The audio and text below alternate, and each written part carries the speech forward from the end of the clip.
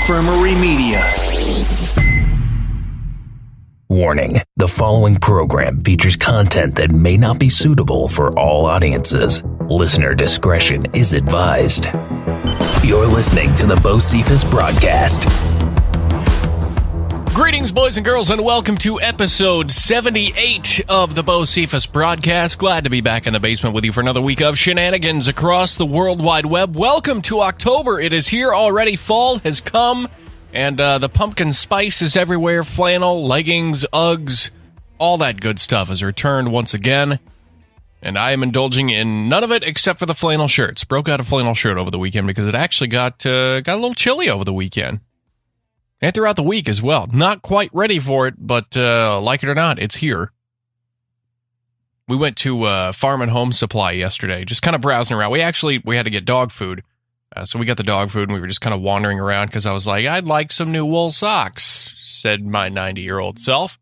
So we were kind of looking around for those and browsing through some of the stuff. And then I happened upon all the fantastic flannel selection that they had at Farm and Home Supply. And I'll be honest, I definitely kept myself from spending money, but man, I would have walked out there with an entirely new, heavy flannel wardrobe if I had no self-control.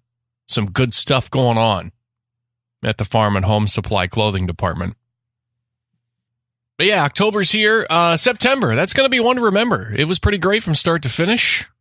A lot of cool stuff happened in September, a lot of great experiences, and a lot of cool opportunities that came my way. One of those opportunities, of course, was emceeing a comedy show a couple of weekends ago in Keokuk, Iowa. We'll get to that in just a few moments.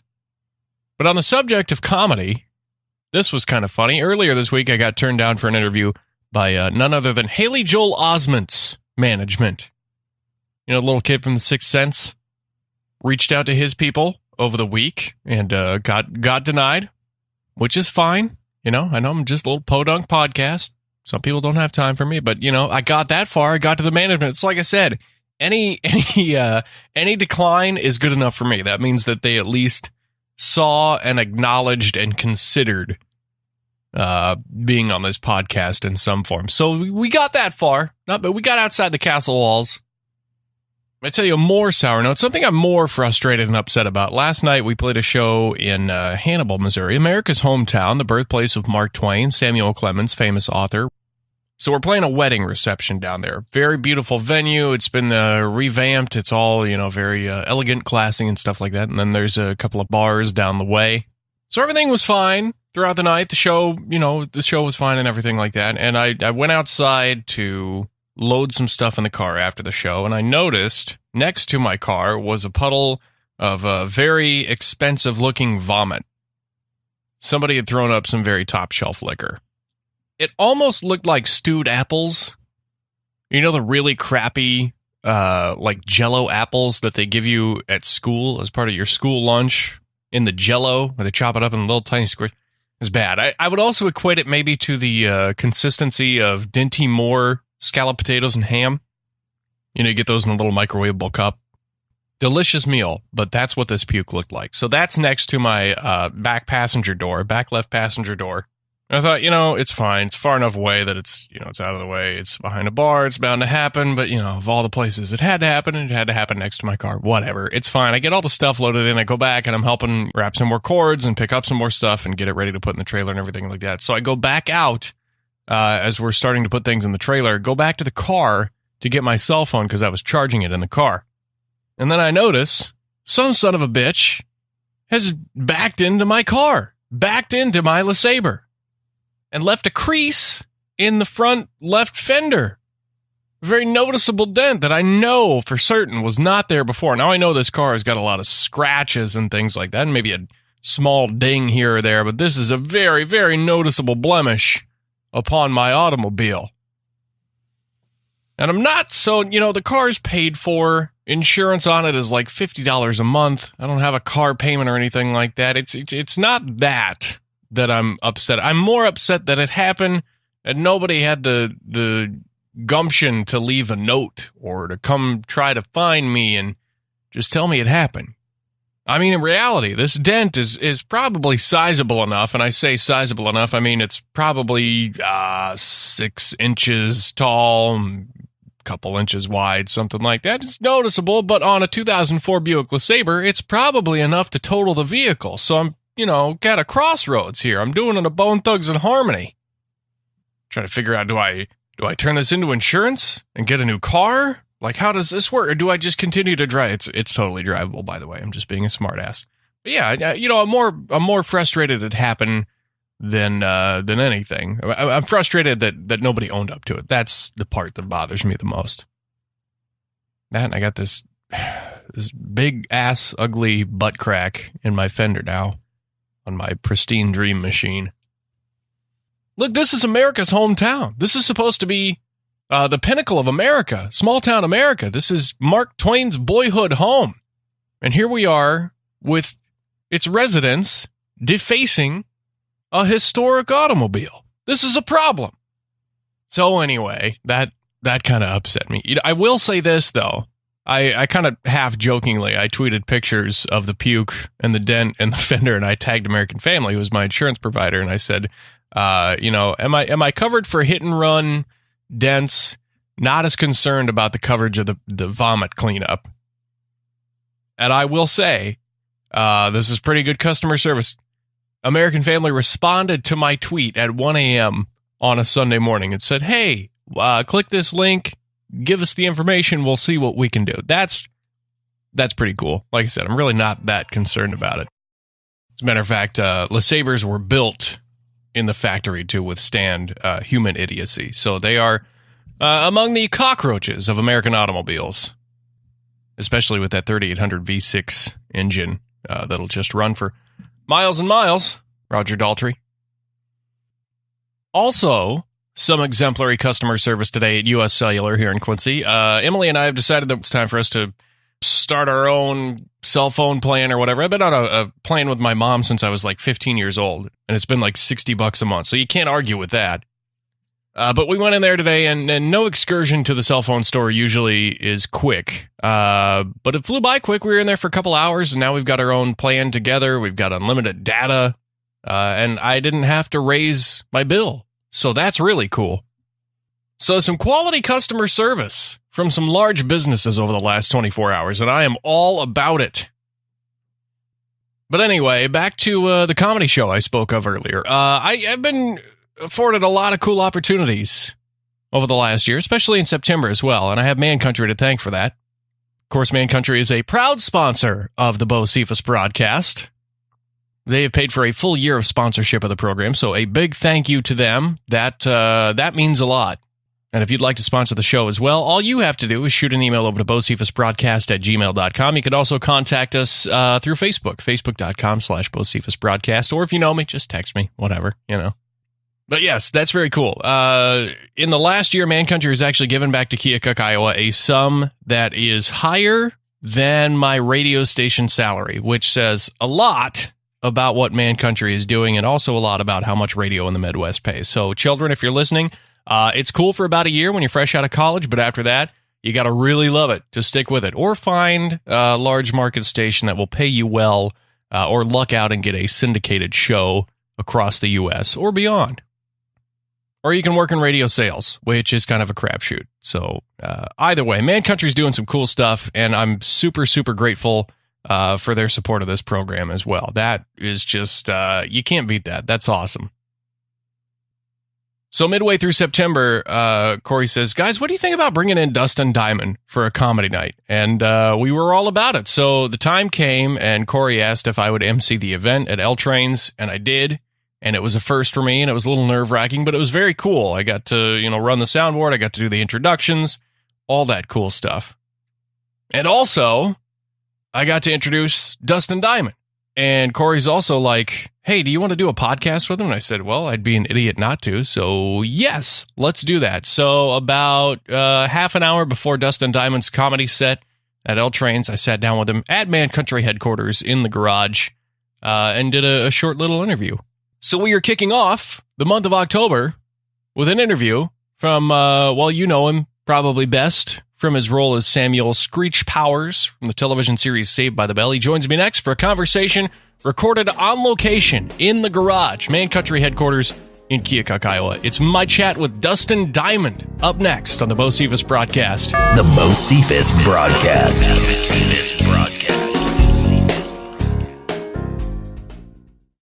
Today, a lot of things about family life have changed.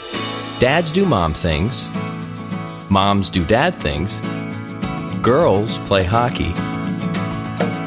Pizza is now an official food group. And kids like being sent to their rooms. Family life has definitely changed. And to keep pace, America's favorite full-size car has changed as well. Introducing Buick's newest family car, the new 2000 LeSabre. We substantially improved LeSabre's structure for an even higher level of family safety. We redesigned it from the inside out for a more contemporary look. And we've made its comfort even more comforting. But even though we look different, something about us will never change. Our concern for your family's safety and security. 2000 LeSabre by Buick. It's designed to take your family years into the future, one comfortable mile at a time. Now, back to the Beaucephus Broadcast.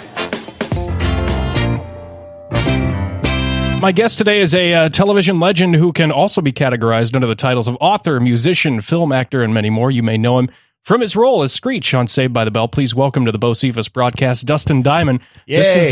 This is wild. It's what? It's more than wild. It's an adventure. Did you ever, in a million years, think that you'd be in Keokuk, Iowa, on a beautiful Saturday night, the 21st of September, just like the Earth, Wind, and Fire classic? When I was a kid, I used to pray and wish on a star that I would end up in Keokuk, and my dreams were heard. And now you're here. I am. Now you're here. Yeah, here I am. You did a radio interview this morning. I heard a Yes. lot of cool stuff about you. Oh, yes. What I didn't know was that at 12 years of age, the ripe age of 12, you went to the Playboy Mansion. Oh, yes. Tell me about that. It wasn't as exciting as it sounds. No? Yeah, not a lot goes on when you're 12. Yeah.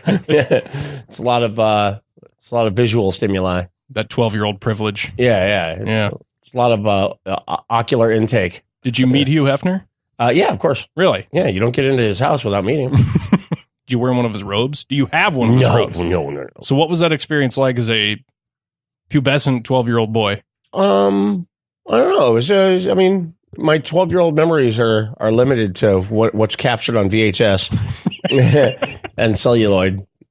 You know, picture memories. But you are, as a lot of other 12-year-olds are into, you love video games. I do. Today. I have every video game console ever made. What's within reason that you could get? Okay, so what are the oddities that you don't have then? Oh, there's some I didn't care about getting. There was that red Game Boy horror piece Nightmare that came out that was like supposed to be 3D. It was vector graphics. It was all line drawings and was garbage. Did you have that, Casey? The Virtual Boy, yeah. Casey Carr is our scorekeeper in the background there. There was that. I did not have an original Famicom, but I had the doctored, SNES and Super NES. They're coming out with all the nostalgia stuff now, like clone. Sony's redoing the PlayStation original console. Oh, I know. I can't wait. Version. I'm mad that they're only putting 20 games on it. Yeah. No Wi-Fi, no upgrades, nothing like that. I know. You know people be digging into those the minute they get them, though. Oh, yeah. It's you get all the ROM people torrenting and getting all the ROMs in one go, and then it would just be one purchase. That's it. What is the quickest game you've ever beaten? What was it? Quickest game I ever beaten? I could beat Super Mario's in 5 minutes, 10 seconds. You're one of those speedrunners? Yeah. Yeah? What's the hardest game you've ever played? That's doesn't even... Battletoads? No. Battletoads, I was beatable. The hard games are, believe it or not, Devil May Cry when it first came out was pretty rough. Playing that on Nightmare mode, that was hard, because trying to get all the, it was like the scissor banshees. You had to knock their scissors down and shoot them with a shotgun. You only got one go at it. And the spider level, that was hard. Trying to get all the achievements in one thing, because you got one go, and if you messed it up, that was it. Just frustration. Yeah. Constant frustration. So did this... Rage quit. Yeah. But the hardest game I ever played probably was QWOP. I don't even know what that is. QWOP. Is that a hair product? QWOP is It's weird when I can out pop culture the pop culture guys. That's a stretch. No, the QWOP is QWOP are the controls. You control the calves and thighs of a runner, and it's a ragdoll physics runner, and you've got to keep them upright, and it's near impossible. It's a rage quit like nothing else. I Want to Be the Guy was pretty tough. It was tougher than Super Meat Boy. You were also, as a kid, a big wrestling fan. And as an adult, sort of. Yes. You said until Mark Henry and May. You know what that was? That was, I don't know those games. Let's move on to the next question. Hey, the floor's yours, man. You mentioned you stopped watching at the birth of the hand, obviously. I think a lot of people when did. they gave birth to a rubber hand, I said, I'm done. Wasn't it covered with like a gel?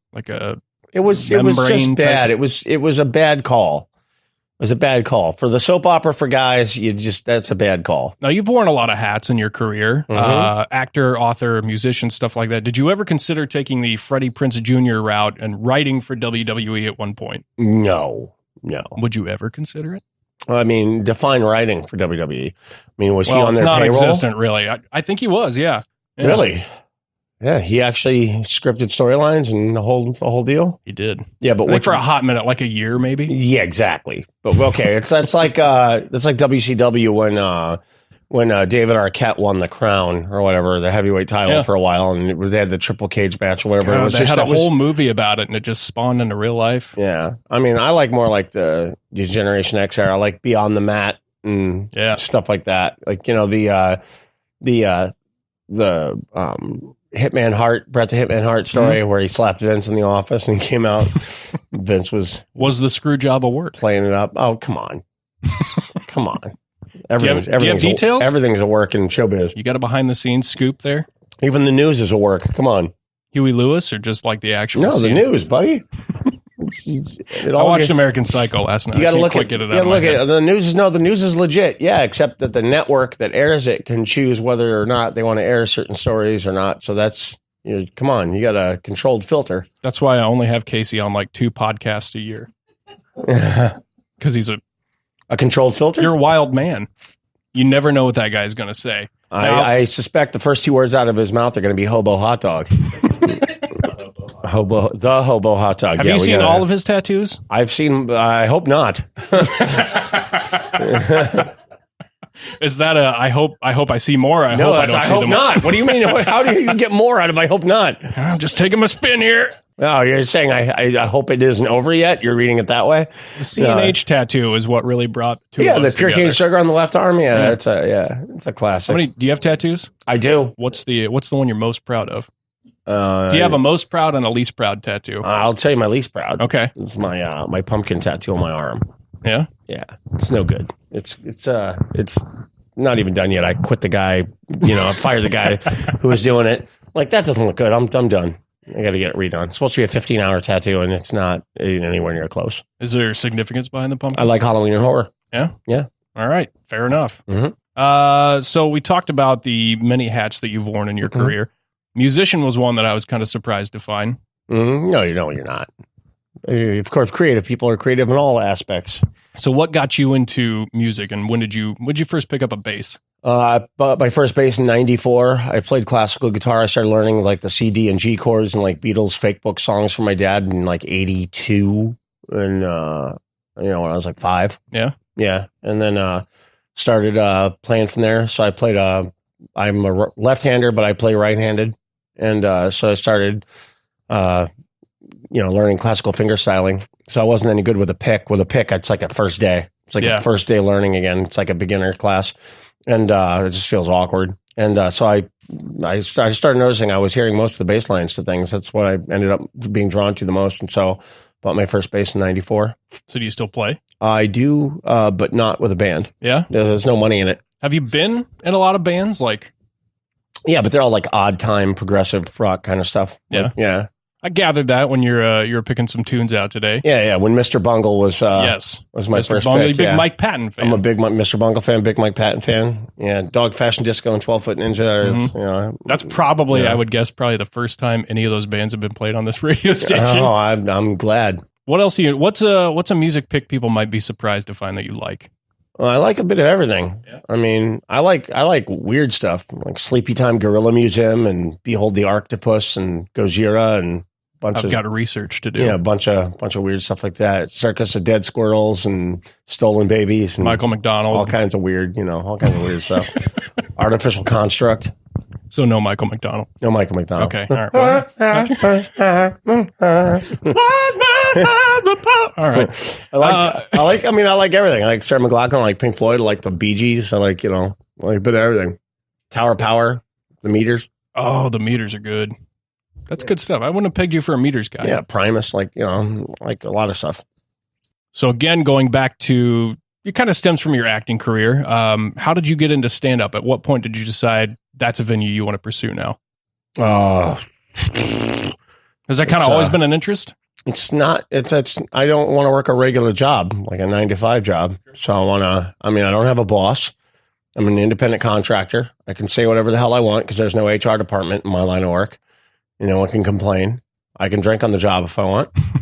It's ultimate freedom. I work for 45 minutes during a night. It's not bad. Everybody wins. Yeah, you can't go wrong. And by everybody, I mean you. Yeah, it's not bad at all. What was the first stand-up gig you ever did? How old were you? And where was it? Gosh, I auditioned for a show when I was maybe 12 or 13 for like a Bud Friedman's evening at the Improv where you had to get up and do like 3 minutes. And I just wrote a little stupid thing and got up and did it. And it was, I got some laughs, but it wasn't like regular stand-up. I started stand-up really as a goof in 1998. So I was 21. Prime time to do it. Yeah, started. So I've been doing it 20 years now. Somewhere along the line, I got okay at it. I got all right. Do you have a favorite city that you travel to do this? Besides Keokuk, naturally. I have fun in each town I visit. Yeah. Yeah. I mean, I like visiting Florida. Fort Myers, Florida. I have a lot of fun in. I have a lot of friends out there. What's the strangest city that you played? Strangest city that I've played. Like weird encounters or just a strange culture.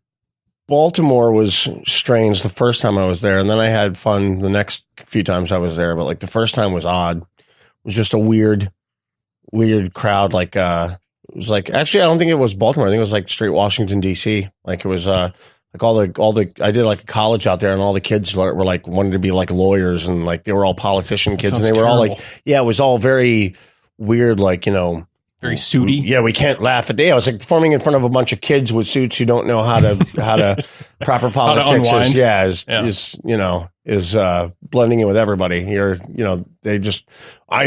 have to pick a side. I have to choose which side you're on. And like it was weird. It was a weird encounter. There's kind of a generational disconnect with some of the people that are in the audience. You mentioned a bit where you talked about a dial tone, and it just kind of went over everybody's heads. Oh, yeah. 19-year-olds don't know what a dial tone is.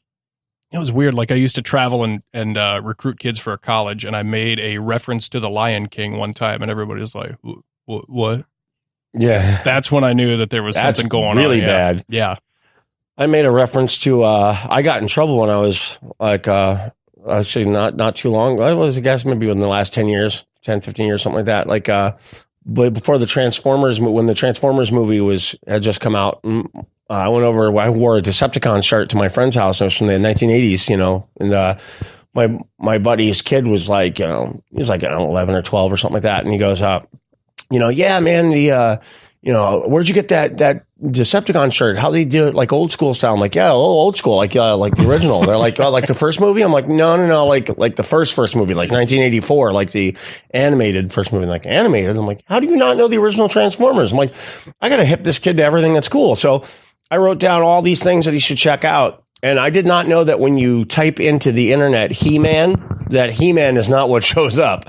It's a bunch of... Do you get the 4 non-blondes He-Man? Is that what... No, is that the top result now? No, I thought it would be like He-Man, like Master of the Universe, right. And it was like a bunch of like porn sites from Korea or something. It was weird. It was like, his wife got mad at me. I'm like, he forgot to put the hyphen in. It's He-hyphen, man. And like, that didn't help. Makes all the difference in the world. So I'm not allowed over at dinner anymore.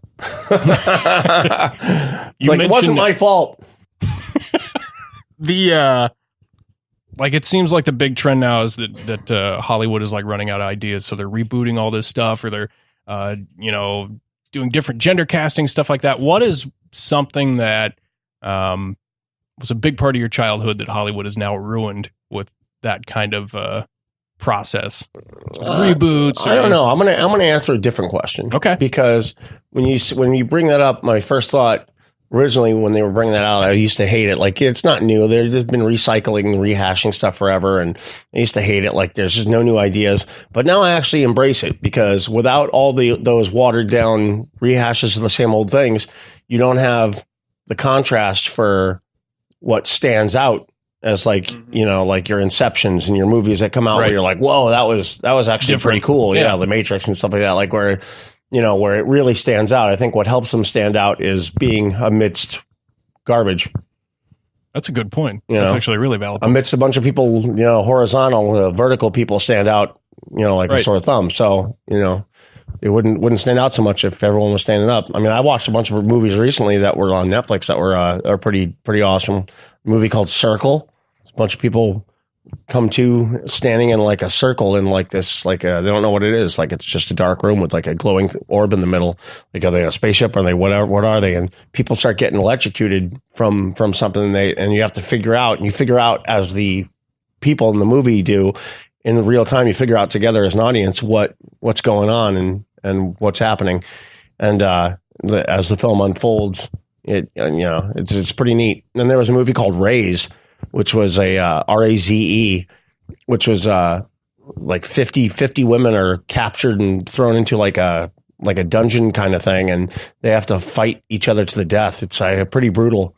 Yeah. That sounds terrifying. It sounds entertaining, but terrifying. It's a pretty intense movie, and it was really well done. It was one of those where I haven't seen one of these before. Right. It's kind of cool, and it wasn't like a Hostel where it's like too gruesome and gory, too gory to watch. Yeah, I don't like watching Achilles tendons be cut. That's I don't want to see that. Do you still do films? Yeah, here and there. Anything coming up? I mean, it's like we were just talking about. It's like you got to pick the stuff that you want to be a part of, and the stuff that you want to be a part of, you can audition for, but you can't force them to hire you. So it's like, you know, do you throw your hat in everything, hoping to get some, you know, whatever comes your way? And like, I make a good living with stand up, so I can be more picky. There's a whole lot of stuff out there that's worthy, but you don't know it's going to be worthy until you see it, because the script doesn't read that way. When you see like the visual creativity, like A Scanner Darkly didn't read like it actually viewed. Mm-hmm. You know, I mean, the reverse rotoscope and all that was pretty cool. Do you have a dream role? Oh, I wish I could have been in The Matrix. That would have been awesome. Yeah, that would have been cool. A Star Wars character would be cool. They released the first visual of Joaquin Phoenix as the Joker today, which is really, yeah. It's interesting. He kind of looks like Anton Chigurh from No Country for Old Men, but with clown makeup on. Yeah, but see, Joaquin Phoenix absorbs himself into each role like superbly. It's he was Johnny Cash like completely. Yeah, and walked the line. Did you see the mockumentary? The I'm Still Here. Yeah, incredible. Yeah, in the best and worst ways. Yeah, I mean, it was really, really strange. And then Her was weird. And I haven't seen that one yet. Yeah, it's where he falls in love with like a computer. It's like an AI, yeah. And like, it's there's a bunch of his roles are interesting. So I wouldn't count it out until I actually see it. I'm not counting it out. It's definitely different. He's almost like there's people who pick the Joker on the look, and then there's people who pick the Joker on the character. Man, that guy is. I would be scared to be around that guy. Right. Like, and that's what moves it for me. Yeah. Yeah. Because the scariest people aren't the ones that look scary. They look scary because they are scary. Right. You know, and there's people that just have a vibe where you can pick up off of them. Something's off with them. You get that inner voice inside you says something's wrong. That's your survival instinct kicking off. And that should kick off if things are done right. So at this point in your life, are you more interested in acting? Are you more interested in stand-up? Is it depending on the day? Like, what's your? And what I want to do let's play videos and become a YouTuber and make 6 figures a year staying in my house. That's what I want to do. That's my next goal. It's the ultimate dream. The ultimate dream. People are living it. I want to be the next Markiplier. Let's talk about your Mentos. You're a big Mentos fan. I'm a big Mentos fan. What got you hooked on Mentos? They're tasty. Yeah? Yeah. But it's not the mint kind, right? No. It's got to be what? Gotta be rainbow or fruit. Rainbow or fruit. Yeah. And you actually bought the Keokuk Walmart out of Mentos last night. I cleaned them out. Yeah. And we'll see tonight if they've restocked. They're going to hate me when I come in. Yeah. What are you going to do if this town is just totally out of Mentos before you got to get out of here? It won't be. Mentos is you got to call an airdrop or something? Yeah, Mentos is a worthy company. Do you have like a helicopter pilot? Like, why do you think I buy so many? I stock up in case there's dry days. Where do you keep them all? In my stomach. Where do you stuff your Mentos? You don't want to know. It's a little dangerous. I take it they're not the mint kind. Not anymore. I will ask, because this seems to be the misconception, is that people assume that you don't care for your role on Saved by the Bell. Like people are like, people put up a bunch of stuff on the internet that's just, it's just trolling. Like, oh, he hates the character. Who said that? Not me. How do you combat that? Or do you combat that? Or you just kind of sweep it under the rug? Don't worry about it, because if you worry about combating all the trolls on the internet, you're going to lose anyway. That's what they want. That's the whole point. They're a whole army. Yeah. It's, What is the biggest misconception that you've ever seen about yourself? I'm sure there's been like death rumors and stuff like that. Do you ever get those? Yeah, I had weird things that said I died a long time ago, and I thought that's a morbidly creative person there. Just mentally killing people. It's like on someone's like wish hit list, That's bizarre that the internet gives people that power now. Yeah, like a hit list, wish list. Yeah, it's weird. Any other ones aside from death rumors? Weird stuff that you've encountered? Weird I don't know. People just say I'm standoffish and stuff, and it just depends on how I'm approached. I mean, who isn't? Who isn't if you're approached wrong? I mean, that's a kind of a stupid statement to make. Like, oh, well, he's mean or he's an ass, and well, if you're nice to me, I'm nice. If you're mean, I'm mean. What's the most uncomfortable position in which you've been approached?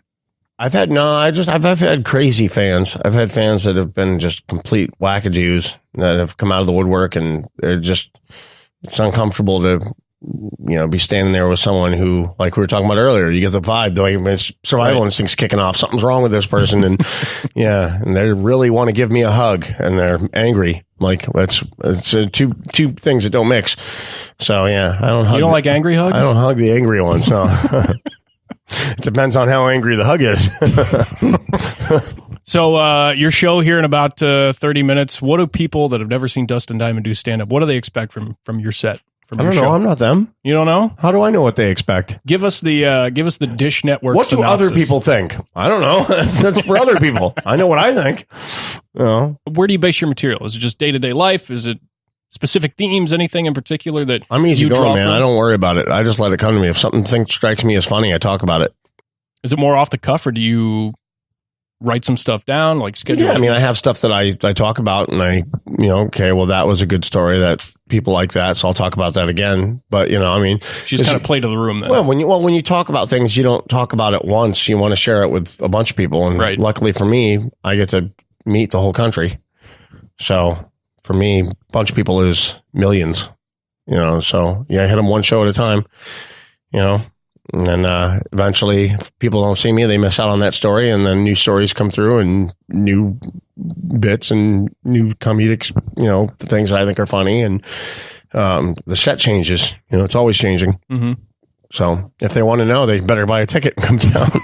That's how it works. All right. If people want to find you online, do you have a website? Do you have social media? I have a website that I'm putting out. There was a bunch of fake me's and a bunch of fake social media things out there. There still are. But I am out there. I don't do much social media. But I am going to put a website out that actually has links to all my original stuff. I'm probably about a month out. You got any, you going to do a Netflix special? That's really big right now, getting a comedy special. Here's the problem with that. If you do a Netflix special, boom, it's done. Netflix does it. You see it once, you do it, and then people go, okay, well, what else you got?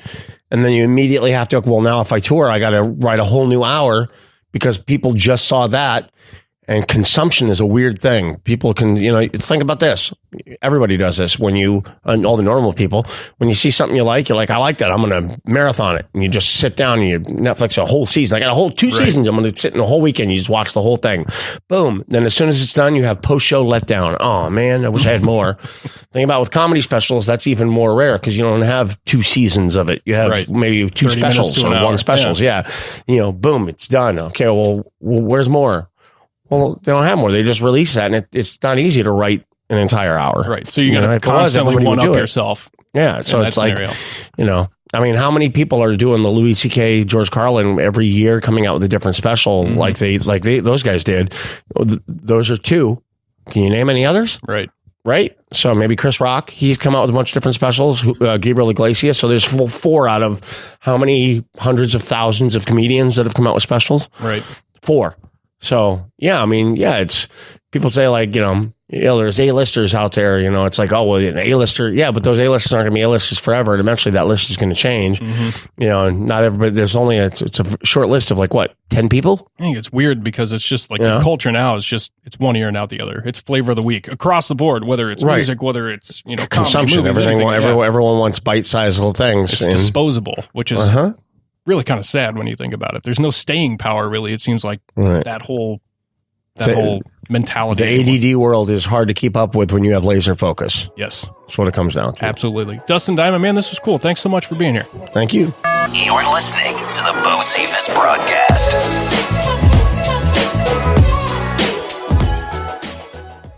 Do you, your friends, or family poop big?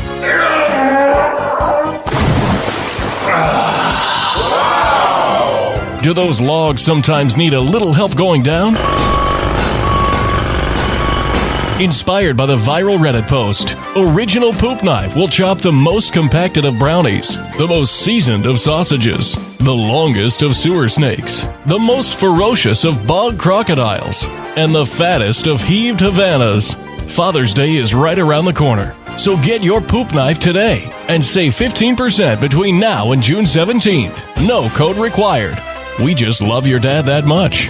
Crack up your friends and family with this hilarious gag gift at originalpoopknife.com.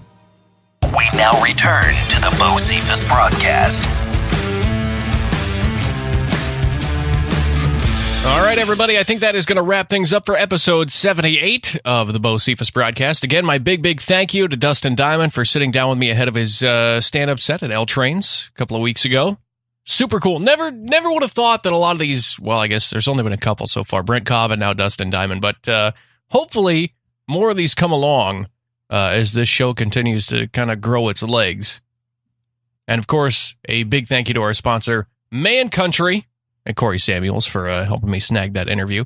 If you'd like to sponsor the podcast, simply shoot an email to beaucephusbroadcast@gmail.com or contact us through social media.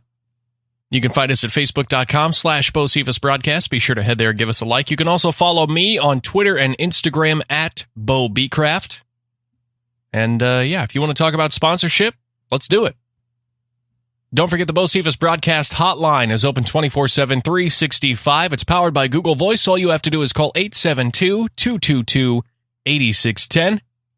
Leave your message, no matter what it is, and perhaps we'll address it on an upcoming episode of the Beaucephus Broadcast. 872-222-8610. As always, the official Beaucephus Broadcast t-shirt available on Amazon.com for $19.99. That is eligible for Prime shipping and handling if you are an Amazon Prime member. I mean, this thing fits everything, everybody. We're talking multiple sizes, styles, colors, and fits for both men, women, and children.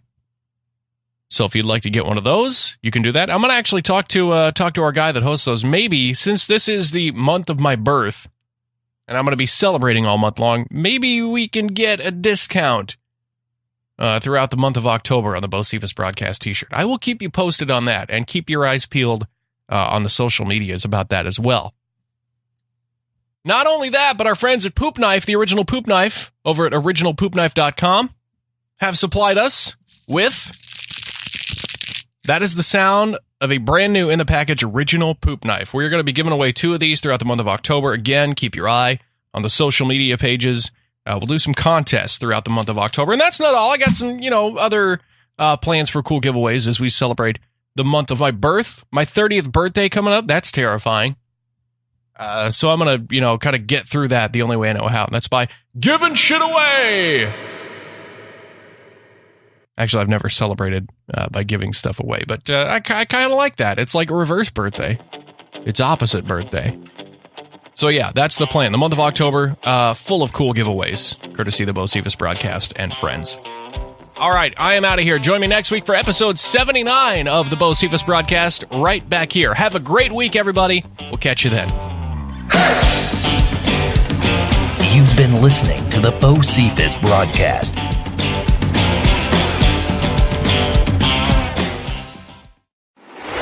Infirmary Media.